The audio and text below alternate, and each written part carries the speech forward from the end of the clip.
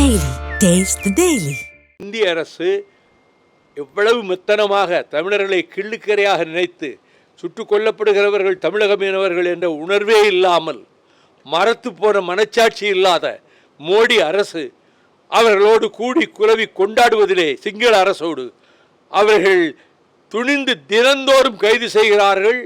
அந்த படகுகளை ஏலமிடுகிறார்கள். அவர்களை சிறையிலே பூட்டி கொடுமைப்படுத்துகிறார்கள்.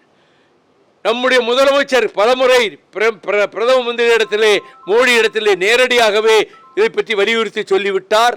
நாள்தோறும் கடிதங்கள் எழுதி கொண்டுதான் இருக்கிறார்.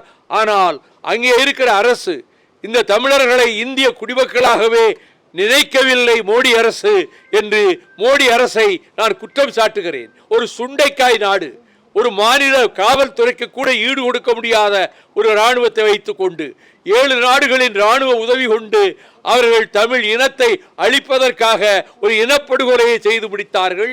இப்பொழுது தமிழக மீனவர்களையும் அவர்கள் கைது செய்வது, சிறையில் அடைப்பது, கோடிக்கணக்கிலே அபராதம் விதிப்பது என்ற ஒரு கொடிய செயலை செய்து கொண்டிருக்கிற போது மத்திய அரசுக்கு மனச்சாட்சியும் இல்லை.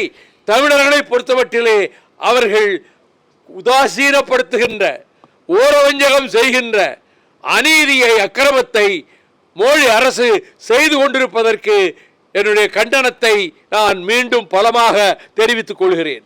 டெல்லி மாநிலத்தில் பாஜக பெற்ற வெற்றி எப்படி பார்க்குறீங்க? இந்தியா கூட்டணியுடைய ஒற்றுமை இல்லாததான் வெற்றி. அவர்கள் ஆம் ஆத்மி கட்சியோடு காங்கிரஸ் கட்சி ஒரு உடன்பாடு செய்திருந்தால் இந்த தேர்தல் முடிவே வேறு விதமாக இருந்திருக்கும். ஆம் ஆத்மி கட்சி மீண்டும் ஆட்சிக்கு வந்திருக்கும், காங்கிரஸுக்கும் இடங்கள் கிடைத்திருக்கும். இந்த ஒற்றுமை இல்லாமல் பிரிந்து போனதன் விளைவாகத்தான் பிஜேபி இத்தனை இடங்களிலே ஜெயிக்க முடிந்தது. எல்லாம் 1000 ஓட்டு 500 ஓட்டு வித்தியாசத்திலே. நடிகர் விஜயுடன் பிரசாந்த் கிஷோர் வந்து சந்திச்சிருக்காரு. சந்திப்பு எப்படி பார்க்குறீங்க? 2024 எலெக்ஷனில் எப்படி இருக்கும்? நீங்கள் எப்படி பார்க்குறீங்களோ அப்படி தான் நானும் பார்க்குறேன். ராஜ்யசபா பதவிக்காலம் ஜூன் மாதம் முடிவடையிற்று. இந்த கேள்விக்கு பதில் சொல்லிட்டேனே. அது தொடர்பா திமுகவுக்கு என்ன இது வச்சு நான் ஒன்றும் கோரிக்கை ஒன்றும் வைக்கல, நீங்களாக கேட்டுக்கிட்டு இருக்கீங்க. எனக்கு தெரியாதுங்க,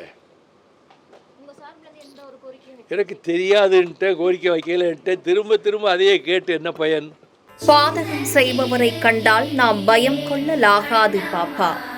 மோதி மிதித்து விடு பாப்பா, அவர் முகத்தில் உமிழ்ந்து விடு பாப்பா.